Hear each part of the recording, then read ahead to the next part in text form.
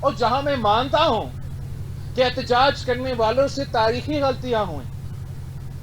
ان کو کبھی بھی نہیں انکار کرنا چاہیے تھا آزاد کشمیر کا وزیر اعظم کو، جب ہم کہتے رہیں کہ آئی اے پی سی میں آ جائے، دوسری چیزیں میں آ جائے، لیکن ساتھ ساتھ میں 1 مہینے سے زیادہ پہلے بند کمروں میں، پھر جب سے میں پچھلی بار مظفر آباد آیا تو مجھ سے وہ خط لکھا گیا، تو میں باقاعدہ کیمپین اس بات پہ کر رہا ہوں، وفاق سے بھی کہہ رہا ہوں، احتجاج کرنے والوں سے کہہ رہا ہوں کہ میرے پاس ایک طریقہ ہے، ایک راستہ ہے، اور یہ راستہ ایسا ہے کہ ہم امن واپس لے کر آئیں، حالات ٹھیک کریں، کشمیریوں کی زندگی میں جو مسئلے پیدا ہوئے ہیں، عام کشمیری کی زندگی میں جن کا کوئی تعلق ہی نہ ہو، احتجاج کرنے والوں سے بھی اور حکومت کرنے والوں سے بھی، جنہوں نے صرف اپنا زندگی جینا ہے، جس طریقے سے اور جس انداز سے آپ نے 14 دن 40 ڈیز تک عذاب بنا دیا کشمیر کے عوام کا زندگی، وہ آپ کے سامنے، اور یہ کوئی ضرورت نہیں تھی۔ میرے پاس طریقہ ہے کہ آپ اس کو ختم کریں، احتجاج بھی ختم کریں، حالات بھی بہتر کریں، آگے کا راستہ طے کرنے کے لیے، یہ سزا اور جزا کا فورم اسٹیبلش کرنے کے لیے، امن قائم کرنے کے لیے، اور ایسے راستہ کہ ریاست کو ایک قدم بھی پیچھے نہیں ہٹنا پڑتا، اور ریاست کو ایک بھی وعدہ نہیں کرنا پڑتا، ایک بھی ان کا مطالبہ نہیں ماننا پڑتا، صرف اتنا کرنا پڑتا کہ سچ اور مفاہمت کا کمیشن فارم کرتے، اس سچ اور مفاہمت کو کمیشن کو ذمہ داری دیتے کہ جو سچ ہے وہ ہمیں بتا دے، جو جھوٹ ہے ہمیں بتا دے۔ آپ وہ کمیشن کو تسلیم کرتے، اپنا کام کرنے دیتے۔ احتجاج کرنے والوں کو ہم کہتے کہ جب تک کمیشن اپنا کام پورا نہ کرے تو اپنا احتجاج بند کرے۔ حکومت کو یہ ماننا چاہیے تھا کہ جب تک یہ کمیشن اپنا کام مکمل نہیں کرتے، ہم اپنا کارروائی بند کر دیں گے۔ آج تک کتنے جانیں ہم بچا سکتے تھے؟ یہ کون اور کیوں اتنا انا سے قائم ہے، ڈٹے ہوئے ہیں اس بات پہ کہ نہیں، ہم پیچھے ہٹنے کے لیے تیار نہیں، نہ ریاست پاکستان پیچھے ہٹنے کے لیے تیار ہے، نہ احتجاج کرنے والوں کا کوئی موڈ ہے پیچھے ہٹنے کا۔ تو پھر میرے بیچارے معصوم کشمیریوں کا کیا ہوگا جس کا کوئی تعلق ہی نہیں ہے؟ یہ تاریخ کا سب سے اہم ترین الیکشنز میں ضروری ہے کہ ہم امن قائم کریں، ہم غیر متنازع الیکشنز کروا دیں، ہم صاف و شفاف الیکشنز کروا دیں، اور ہم فوری طور پہ جو حالات بن چکے ہیں آزاد کشمیر میں، ان سے بچانے کے لیے، آگے کے مستقبل کو بچانے کے لیے، کشمیر کوز کو تحفظ دلوانے کے لیے، پاکستان کے موقف کو تحفظ دلوانے کے لیے، یہ کسی کی ہار جیت کی سوال نہیں ہے، یہ انسانوں کا جان بچانے کے لیے پاکستان پیپلز پارٹی کی یہ تجویز، سچ اور مفاہمت کا کمیشن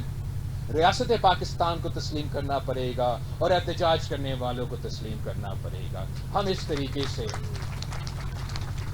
طریقے سے اپنے ہی بھائیوں کو شہید ہوتے ہوئے نہیں دیکھ سکتے۔ میں نے پاکستان کی سیاست میں میرے خاندان نے سب سے زیادہ قربانیاں دی ہیں، شہادتیں دے کے ہیں، لاشیں اٹھائے ہیں۔ میں اس لیے جانتا ہوں کہ کیا کیا گزرتا ہے ان خاندانوں پہ، ان پولیس آفیسر کے، ان فوج کے آفیسرز کے خاندان پہ، جو کام کے لیے آپ کو تحفظ دلوانے کے لیے، کشمیر کے عوام کو تحفظ دلوانے کے لیے کام کے لیے نکلے تھے، مگر واپس نہیں آ سکے۔ میں جانتا ہوں وہ دکھ، وہ درد، وہ تکلیف جو ان خاندانوں پہ گزر رہے ہیں، جن کے بچے وہ صحیح ہوں گے، غلط ہوں گے، وہ نوجوان ہیں، سیاسی نعرہ سن کے باہر نکلے ہیں، کسی نے ان کا اپنے حقوق کا دعویٰ کیا ہے تو وہ باہر نکلے ہیں. کوئی تو بورڈ بیٹھے ہوئے گھر پہ تو نے 30 دن سے ان کا انٹرنیٹ بند کیا ہے تو اس لیے باہر نکلے ہیں. وہ بھی شہید ہو رہے ہیں تو مجھے ان کا دکھ، ان کا خاندان کا دکھ، ان کے والدین کا دکھ، ان کا والدہ کا دکھ، ان کا والد کا دکھ، ان کا بھائی کا دکھ، ان کا بہن کا دکھ میں جانتا ہوں. آپ ان کو اگر سزا دلوانا بھی چاہتے ہو تو آپ سرک پہ اسی طریقے سے سزا نہیں دلوا سکتے. سزا دلوانا چاہتے ہو تو کوئی آپ کو منع نہیں کرے گا کہ کسی نے قانون اپنے ہاتھ میں لیا، کسی نے میرا فوج کے آفیسر کو شہید کیا، کسی نے میرا پولیس آفیسر کو شہید کیا تو قانون کے مطابق ان کے خلاف ایکشن ہوگا. مگر تحقیقات کرنے کے لیے آپ کو یہ سچ اور مفاہمت کا تو کمیشن بٹھانا پڑے گا. یہ کمیشن مجھے بتائے گا کہ کس نے قتل کیا، کون گناہگار ہے، کون انصاف ہے. یہ کمیشن ہمیں بتائے گا کہ کون کس کا ایجنٹ ہے، کون کس کا مقصد ہے. یہ مسئلہ کوئی سڑک پہ حل نہیں ہوگا. اور اس لیے جو دوسرے والا فیز ہے اس میں زیادہ اہم ہے کہ پاکستان پیپلز پارٹی کے کارکن دن رات محنت کرے،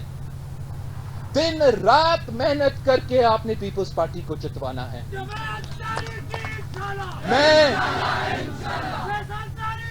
جو مجھے نظر آ رہا ہے، جو راستہ ہم نے پکڑا ہے، اور اگر خدا نخواستہ کسی اور کو آزاد کشمیر حکومت سنبھالنے کا موقع ملا، جو مستقبل نظر آ رہا ہے میرا آزاد کشمیر کے لیے، وہ بہت پریشان کن. آپ نے دگنی محنت کرنا ہے اور ان کی جو دھاندلی کی کوششیں ہیں ان کو ناکام کرنے ہیں. دگنی محنت کرنا ہے اور ہمیں بھاری اکثریت دلوانا ہے اور قائل کرے،